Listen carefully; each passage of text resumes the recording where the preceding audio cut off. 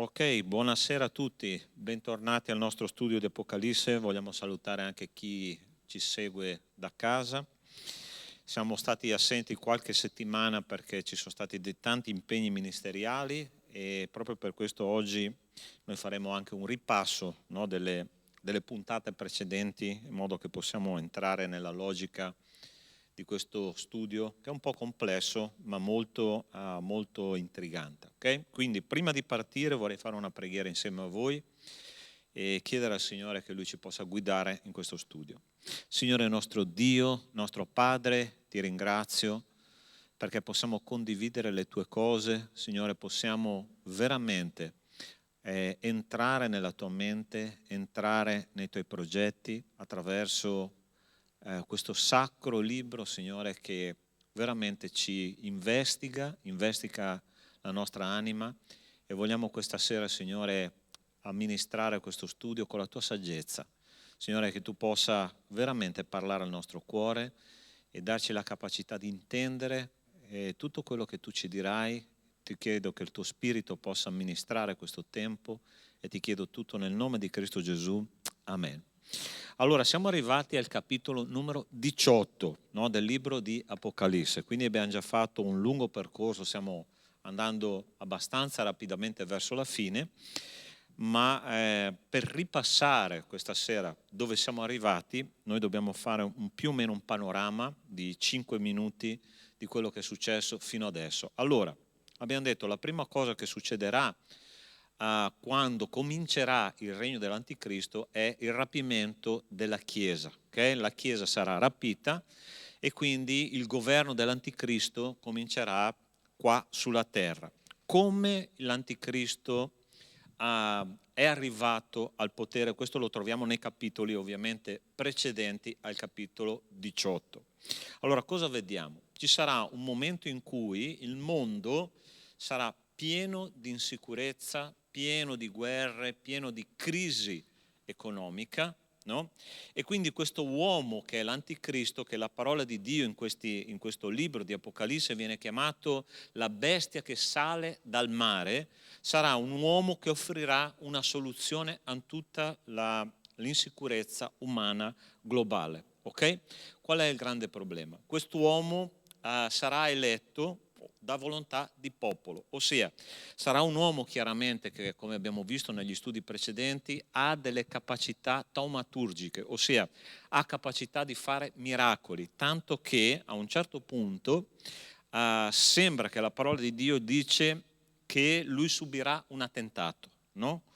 E attraverso questo attentato Satana gli darà la capacità di fare una specie, non in realtà una vera e propria, ma una specie di risurrezione. Noi sappiamo che Satana è un imitatore, ok?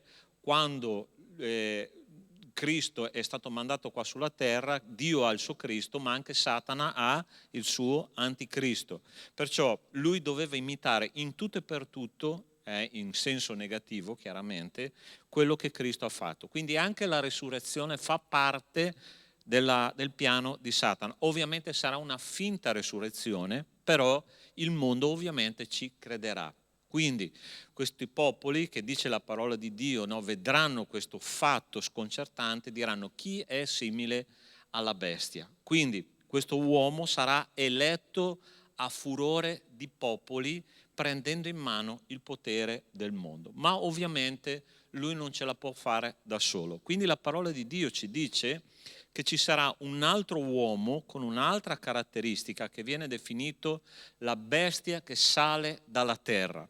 Sarà il pontefice che porterà l'adorazione dei popoli all'anticristo, ossia la parola di Dio ce lo descrive come un agnello con 2 corna che avrà una voce che sembrerà una voce di un agnello, ma in realtà dirà parole che saranno bestemmie contro il cielo. Ossia, sarà un falso profeta, ok? Un falso profeta, perché la bestia che sale dalla terra a differenza della bestia che sale dal mare? Perché nell'antichità si credeva che quando uno spirito maligno possedeva una persona saliva dai piedi dalle profondità della terra. Quindi lui è un uomo che viene mandato direttamente dall'inferno a coadiuvare, a portare tutti i popoli del mondo all'adorazione dell'anticristo. Ossia, si è stabilito sulla terra questa adorazione globale dell'uomo che si fa Dio. Vedete la differenza, no? Noi oggi cristiani adoriamo il Dio che si è fatto uomo. A quell'epoca, all'epoca dell'anticristo, la parola di Dio dice che ci sarà un'adorazione dell'uomo che si fa Dio, tant'è che questo anticristo avrà a cuore la ricostruzione del Tempio di Gerusalemme. Oggi là nel Tempio di Gerusalemme sappiamo che sulla spianata del Tempio c'è una moschea, che è la moschea di Omar, che è il terzo luogo sacro dell'Islam. Probabilmente, da quello che capiamo dalle scritture, a fianco alla moschea sarà costruito questo tempio dove l'anticristo, ossia la bestia che sale dal mare, si siederà, come dice la lettera a Tessalonicesi, entrerà a far parte di questa struttura sacra e si proclamerà Dio. Ok? Quindi tutto il mondo praticamente lo adorerà. Che cosa provocherà questo sistema di adorazione globale di un uomo? Ovviamente sappiamo che questo uomo sarà completamente sottomesso all'opera di Satana e essendo completamente sottomesso all'opera di Satana promuoverà tutte le perversioni possibili, immaginabili nel mondo, ok? Oltre, oggi vedremo, a una società ricchissima, no? Piena di arte, piena di ricchezza, ma anche piena di repressione, ossia questa società che viene chiamata, come vedremo oggi, Babilonia la Grande o Antica Babilonia, no? Che non è altro che la riproduzione, vi ricordate, la Torre di Babele?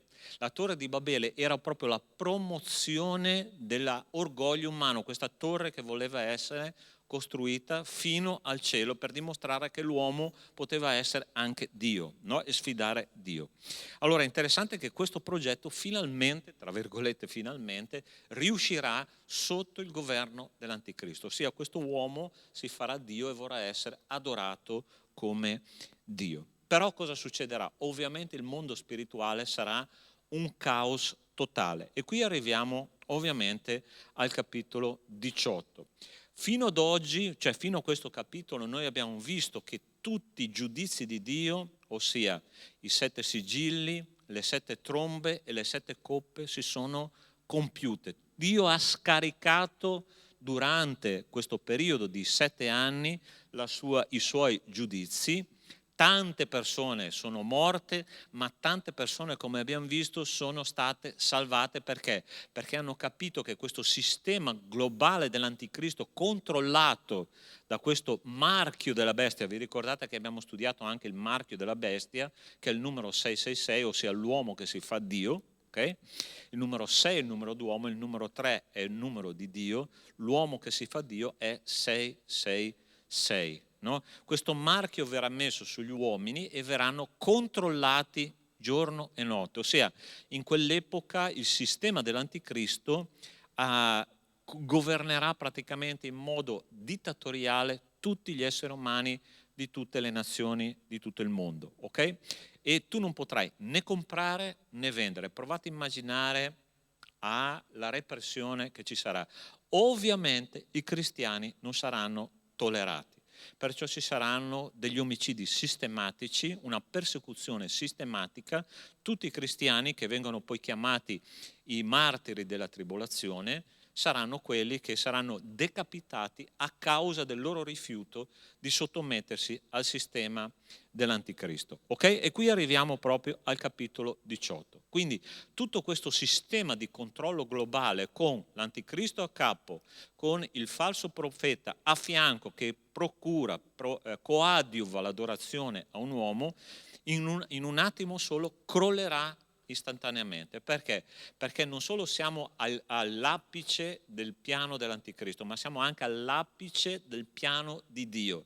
E Dio sta mandando in questo capitolo, no? Noi vedremo che già i primi versetti ci parlano del proclama che tutto il sistema dell'anticristo sta crollando, ossia Dio sta mandando il suo figlio a tornare qua sulla terra non più come un agnello, ma come un leone, come un giudice, come una persona che porrà fine al regno dell'anticristo e comincerà, come vedremo al capitolo 20 più avanti, il regno millenniale, ossia che durerà 1000 anni qua sulla terra con Cristo visibile. Lui ovviamente sarà il vero leader di tutte le nazioni. Ok? Quindi siamo arrivati al capitolo 18. Allora, che cosa comporta, come abbiamo detto la volta scorsa, l'ultima volta che ci siamo visti, questa adorazione dell'essere umano, ossia il culto antropocentrico. Dice così all'inizio proprio del capitolo: egli gridò, ossia l'angelo che proclama la fine della Babilonia la grande, dice: egli gridò con voce potente: è caduta Babilonia la grande, è diventata ricettacolo di demoni, covo di ogni spirito immondo, rifugio di ogni uccello impuro e abominevole. Il capitolo 18, versetto 2. Allora, sta attenzione, che cosa ci dice questo testo? Che ci sarà in quel momento del culmine dell'adorazione dell'anticristo, ci sarà una Pentecoste satanica, ossia ci sarà una discesa enorme di spiriti maligni che possederanno masse intere, ossia è diventata che cosa Babilonia? Ricettacolo di demoni, covo di ogni spirito immondo. Allora noi non dobbiamo mai dimenticare una regola spirituale. Oggi, perché il male non riesce a prendere possesso del mondo? Perché c'è la Chiesa con la sua predicazione, con la sua testimonianza, che porta la parola di Dio al mondo, che prega per il mondo, le persone si stanno convertendo. In quell'epoca non ci sarà la Chiesa, ok? Quindi Satana sarà completamente libero di mandare il male in ogni angolo della terra e quindi ci sarà una Pentecoste satanica, come c'è stata una Pentecoste cristiana là all'epoca degli apostoli, ci sarà una Pentecoste satanica, ok? E quindi provate a immaginare la società in quell'epoca come sarà: piena di violenza, piena di perversione, piena di magia, piena di ogni peccato possibile e immaginabile sarà portato all'estrema conseguenza. E tutte le nazioni, dice la parola di Dio, capitolo 18, versetto 23, sono state sedotte dalle tue magie. Ossia, la magia sarà una cosa normale, praticata nelle famiglie, praticata nella chiesa apostata, praticata in ogni angolo della terra. La magia proprio aprirà dei portali spirituali maligni, ossia i demoni avranno proprio libertà totale di agire. Però ovviamente la magia porta anche, tra virgolette, degli effetti speciali, no? Ossia, i demoni quando agiscono, carissimi, hanno dei poteri, perché sono degli angeli a tutti gli effetti, caduti, ma sono sempre degli angeli con un'autorità, con una dignità maligna e con un potere. Quindi avranno capacità di fare degli effetti speciali a cui le persone crederanno. È per quello che la parola di Dio dice che le nazioni della terra sono state sedotte da quelle magie. Okay? Quindi la seduzione del male sarà una cosa normalissima. Okay? Passiamo a queste due slide. A un certo punto però che cosa succederà? Vi ricordate che abbiamo parlato di una chiesa apostata, ok? Allora, attenzione, il falso profeta, capo di tutte le nazioni del mondo per quanto riguarda il culto all'anticristo, ok? Formerà questa religione globale, mondiale, dove confluiscono tutte le religioni del mondo, tutte le credenze del mondo. Sarà un minestrone, se così lo possiamo chiamare, no? Di credenze, di fede, di regole spirituali, dove confluiranno tutti i leader religiosi del mondo. E questa è una cosa interessante che succederà. Non sappiamo al 100% il perché, no? Però dice così: le acque che tu hai viste, sulle quali siede la prostituta, ossia questa Babilonia religiosa, sono popoli, moltitudini, lingue, nazioni e lingue. Le 10 corna, ossia i 10 capi di Stato che hanno dato il potere all'anticristo, che hai viste, e la bestia odieranno la prostituta, la spoglieranno, la lasceranno nuda, ne mangeranno le carni e la consumeranno con il fuoco. Ossia, al capitolo precedente, al capitolo 18, noi vediamo che il sistema di Babilonia, quella amministrativa, distruggerà il sistema della Babilonia religiosa, queste religioni unite in un'unica religione mondiale. La parola di Dio non ci spiega il perché di questo. Probabilmente possiamo fare delle ipotesi, no? Quali sono queste ipotesi? Per esempio, la Chiesa apostata, la Babilonia religiosa, avrà delle pretese troppo grandi, ok? Perché chiaramente esigerà delle cose dall'anticristo, dirà: io ti ho portato tutti i popoli della terra ad adorarti e adesso voglio soldi, voglio privilegi, voglio tante cose e le voglio, no? Ossia, in quel momento lì, queste pretese, probabilmente, non dico che è biblico al 100%, però è una deduzione che noi possiamo fare. Okay? Allora, che cosa succederà?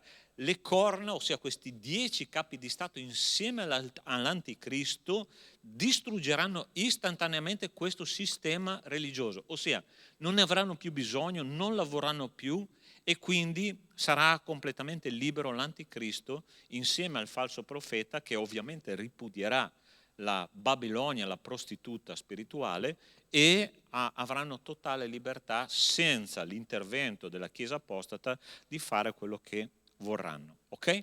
Quindi la prima cosa che succederà è la Chiesa apostata verrà distrutta proprio dal sistema dell'anticristo. Okay? Quindi si divoreranno tra di loro. Però c'è un'altra Babilonia, che è la Babilonia commerciale, politica e sociale, oltre a quella religiosa. E questo testo di Apocalisse 18 dice così: proprio questo è il proclama dell'angelo che sta comunicando al mondo e ai santi che ci sono in cielo quello che succederà. Dice: datele tormento e afflizione nella stessa misura in cui ha glorificato se stessa e vissuto nel lusso.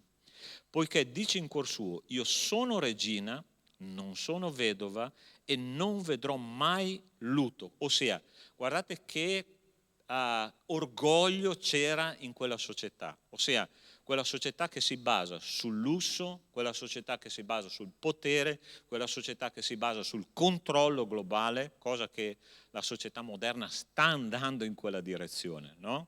Sempre più anela proprio a questi principi. Perciò, dice così, in un giorno stesso verranno i suoi flagelli, morte, lutto e fame, e sarà consumata dal fuoco, poiché è potente Dio, il Signore, che l'ha giudicata. Allora, attenzione, su cosa basiamo le nostre vite? È interessante che noi, leggendo questo testo biblico, no, diciamo: ma ok, ma noi non vogliamo e non faremo parte di questo sistema, sì. Ma è interessante che quando noi guardiamo la nostra tranquillità, no? Che cosa guardiamo? Al nostro conto in banca, alla nostra salute, alla nostra capacità di fare le cose in questa vita, no? Ossia, e il Signore ci sta dicendo attraverso questo testo: tutto quello su cui quella società sta credendo crollerà in un attimo, ok? Ossia, noi dobbiamo vedere questo testo biblico come a una esortazione veramente forte da parte di Dio. Sapete perché? Perché adesso vi leggo un testo che abbiamo letto proprio all'inizio di questo studio. Attenzione, è la chiesa di Laodicea. Vi ricordate che all'inizio, capitolo 2 e 3 di Apocalisse, ci sono le lettere alle chiese, no? Allora, l'ultima chiesa, che è la chiesa dove Gesù non fa neanche un elogio, ossia sono soltanto rimproveri, guardate lo spirito che animava l'ultima chiesa, che è la chiesa dell'epoca moderna, ok? E dice così: tu dici, questa chiesa, sono ricco, mi sono arricchito e non ho bisogno di niente. Tu non sai invece che sei infelice fra tutti, miserabile, povero, cieco e nudo. Lo stesso spirito che agitava Babilonia è lo spirito che sta agitando la Chiesa moderna contemporanea. Ok? Quindi, fratelli, guardate l'avviso che il Signore Gesù ci sta dando. allora voi come Chiesa dovete influenzare il popolo fuori che non conosce il Signore. Ma attenzione, perché lo spirito del mondo, la sicurezza delle cose materiali sta entrando nella Chiesa e qualcosa di veramente brutto succede, ok? Ossia, è un avviso veramente tremendo questo. Noi dobbiamo stare attenti a non permettere né noi stessi né alle situazioni che ci circondano di dire la mia sicurezza sta nel mio denaro, nella mia salute, nella mia famiglia, nel mio pastore, nella mia chiesa. No, la mia sicurezza sta nel Signore. Questa è la cosa importante che noi dobbiamo capire, ossia non dobbiamo permettere assolutamente che lo spirito di Babilonia entri nella nostra mente. Okay? Non possiamo fidarci di quello che vediamo, ma soprattutto dobbiamo fidarci di quello che non vediamo, ossia il Signore che è il nostro Dio, è il nostro Padre. È quello che ci accompagnerà nella sicurezza più assoluta. Allora attenzione, guardiamo alcune caratteristiche di questa Babilonia commerciale, politica e sociale. Dice così: i mercanti della terra, osservando questa distruzione che arriverà in un attimo, questo crollo totale delle sicurezze mondane, dice i mercanti della terra piangeranno e faranno cordoglio per lei perché nessuno compra più le loro merci. Oro, argento, pietre preziose, perle, lino pregiato, porpora, seta, scarlatto, ogni varietà di legno odoroso, ogni varietà di oggetti d'avorio e di legno preziosissimo, bronzo, ferro, marmo, persino corpi e anime di uomini. Ora, attenzione, non so se avete notato insieme a me, questa società sarà una società ricchissima, ma molto ricca, proprio abbondanza di materiale e di commercio di oggetti e materie di prima classe, ossia per ricchi, per potenti, no? Perché qua parla proprio di oro, argento, pietre preziose, perle, no? Ma attraverso questo testo ci viene anche detto che in quell'epoca ci saranno commercio di corpi e di anime, ossia il traffico di esseri umani sarà una cosa normale, ok? Oggi noi ci scandalizziamo quando vediamo, no, che vengono venduti nell'epoca moderna, nel 2025, vengono venduti bambini per il traffico sessuale, oppure vengono rapite persone per il traffico di organi, no? E per qualsiasi altra situazione. In teoria, nella nostra epoca moderna, lo schiavismo dovrebbe essere stato abolito, no? Ma in quell'epoca non solo lo schiavismo, ma il traffico di esseri umani per qualsiasi uso e consumo sarà una cosa normale. Okay? Quindi il materialismo arriverà all'estrema potenza. Okay? Quando noi entriamo in una logica materialistica, noi siamo capaci veramente di tutto. No? E quell'epoca sarà caratterizzata da questa caratteristica. Quindi seduzione materialistica e traffico di esseri umani. Non so se tu sei mai entrato in quei centri commerciali, no, dove tu entri e c'è tutto talmente pulito, talmente perfetto, le luci che scintillano, no? Tu entri e dici wow. E quell'epoca colpirà l'occhio, perché tutto sembrerà scintillante, no? Ma ci saranno sotto, veramente nei sotterranei dell'animo umano, ci saranno delle pulsioni veramente terribili, ossia colpite dal peccato più profondo, più radicale, perché sarà normalizzato. Sarà anormale essere una persona normale, ok? Non ci sarà normalità, ci sarà tutto di anormale, ossia l'anormale sarà il normale, ok? Quindi questa anche svalutazione della persona fisica umana sarà una cosa veramente molto comune. In te, questo è il proclama che fa sempre questo angelo, dice in te non si udranno più armonie degli arpisti, né dei musicisti, né dei flautisti, né dei suonatori di tromba, né sarà più trovato in te artefice di qualunque arte. Ossia, oltre che essere materialista, Sarà anche una società molto evoluta dal punto di vista artistico, ossia sembrerebbe all'occhio umano qualcosa di come il giardino dell'Eden, no? Cioè una roba veramente che colpisce l'occhio, l'orecchio, il cuore, e sarà una cosa che verrà sviluppata all'ennesima potenza. E dice così il proclama: e non si udrà più in te rumore di macina, in te non brillerà più la luce di lampada, e non si udrà più in te voce di sposo o di sposa, perché i tuoi mercanti erano i principi della terra, perché tutte le nazioni sono state sedotte dalle tue magie. In lei è stato trovato il sangue dei profeti e dei santi e di tutti quelli che sono stati uccisi sulla terra. Ossia ci sarà una intolleranza repressiva verso tutta quello che sarà i predicatori della parola di Dio. Uomini e donne presi non potranno pronunciare il nome di Cristo. Qualche settimana fa ho sentito, io penso che credo in quello che è stato raccontato, un bambino africano, credente, un cristiano, no?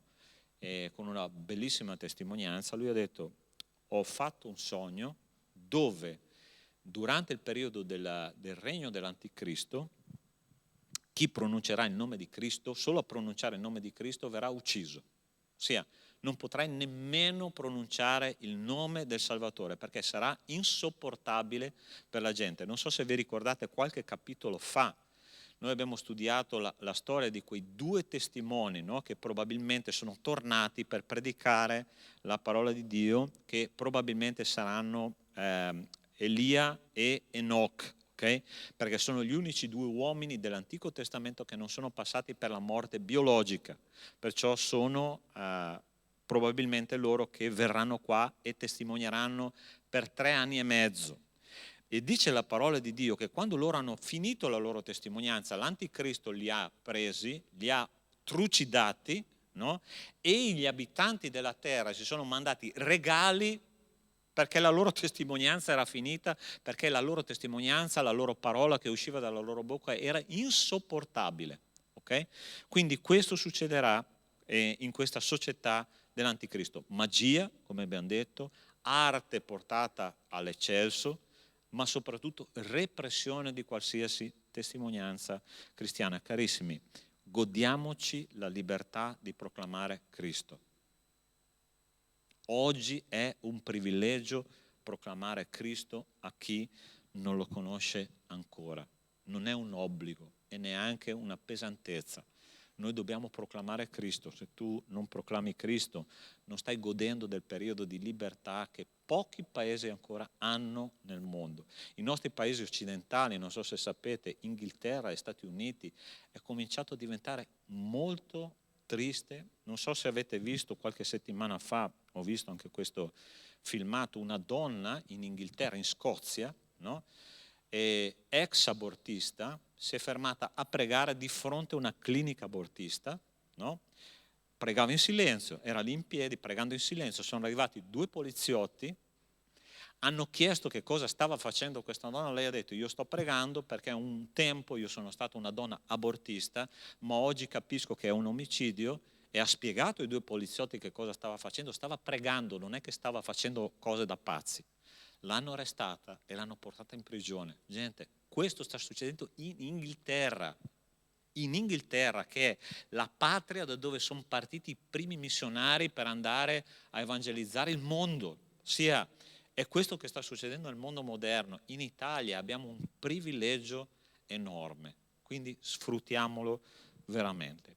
Un proclama, questo testo ci dà, e anche un appello carico di amore. E dice così: è caduta, questo è il versetto che abbiamo letto all'inizio, è caduta Babilonia la grande, è diventata ricettacolo di demoni, covo di ogni spirito immondo, rifugio di ogni uccello impuro e abominevole. Ma nello stesso testo c'è un appello che dice così: poi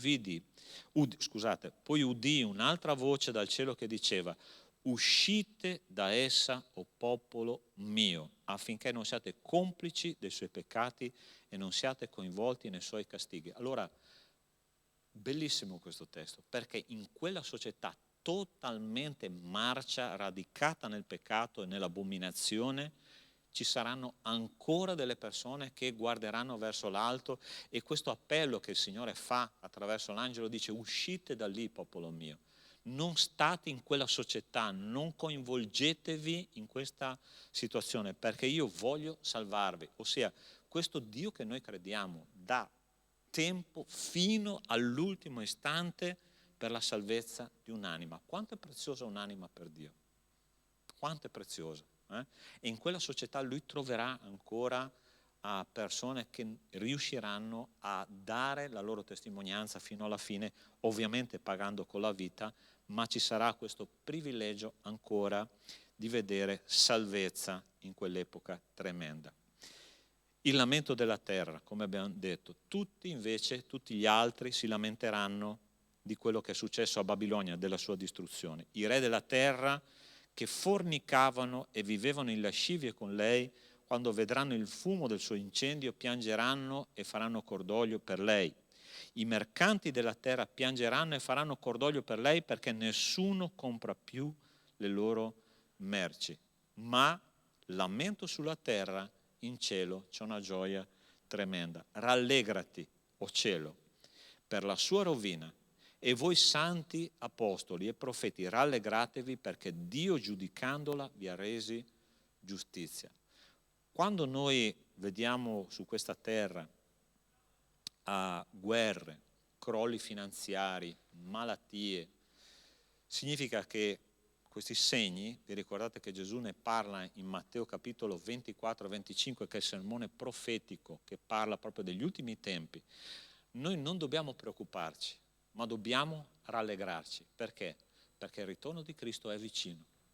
Il ritorno di Cristo è vicino, si stanno proprio incamminando gli ultimi tempi, e il Signore sta dicendo: la gioia nel cielo deve riflettersi anche sulla terra, nella mia Chiesa. Il Signore è vicino, sta tornando, perciò io me ne torno a casa, non importa quello che succederà, perché il Signore è nel controllo sovranamente di tutta la terra. Vi ricordate quel salmo che dice: cosa può fare un giusto quando le fondamenta sono rovinate? La risposta è in quel salmo: il Signore è nel suo tempio santo, il Signore regna.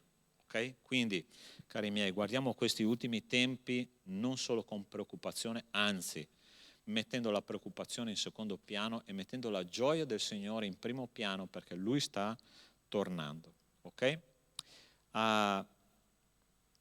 Leggiamo questo: perciò in uno stesso tempo verranno i suoi flagelli, morte, lutto, fame sarà consumata dal fuoco, poiché potente è Dio il Signore che l'ha giudicata. In un attimo verrà la distruzione e il crollo di questo sistema. In quel giorno, vi leggo l'ultimo testo di questo studio di oggi, che dice così. Questo è un testo che si trova nel libro di Zaccaria, Antico Testamento, che parla proprio del giorno del Signore. E dice così: in quel giorno, ossia nel giorno in cui Babilonia sarà giudicata, quando Cristo ritornerà e la distruggerà, e dice: in quel giorno avverrà, dice il Signore degli eserciti, che io sterminerò dal paese i nomi degli idoli, non se ne farà più menzione, anche i profeti, gli spiriti immondi farò sparire dal paese. Ossia, Cristo torna, sterminerà completamente questo sistema, farà crollare questo sistema.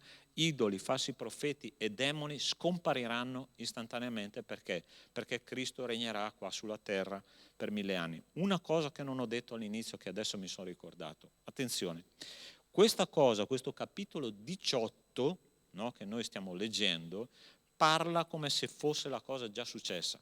Caduta è Babilonia la Grande. Okay? In realtà questo succederà al capitolo 19 e capitolo 20. Questa tecnica oratoria che Giovanni Apostolo ha usato si chiama futuro profetico. Okay? Non so se per esempio avete mai notato Isaia 53, che parla del sacrificio di Cristo, quando dice che lui è l'agnello che andrà al macello come un agnello muto, eccetera, eccetera, no? Parla al passato, no? Allora, perché? Perché i profeti, per loro era talmente chiaro e talmente evidente quello che per loro era un messaggio da parte di Dio, era come se fosse già successo. Okay? In realtà doveva ancora succedere, in realtà è successo circa 750 anni dopo, ma per lui era già successo. Perché? Perché era la visione che Dio gli aveva dato e Dio gli dà questa tecnica oratoria che si chiama futuro profetico. Se trovate nell'Antico, non so se l'avete mai notato questa cosa, ma è interessante che quando noi dobbiamo esercitare la nostra fede, no? Guarda che applicazione pratica interessante. Quando Dio ci dà una promessa, okay? Perché dobbiamo ringraziare? Perché dobbiamo ringraziare? Perché dobbiamo pensare che la cosa come fosse già successa. È così, perché è una profezia che il Signore fa, è una promessa che il Signore fa a noi e Dio dice, io la porto a termine questa cosa, perciò comincia già a ringraziare. Okay?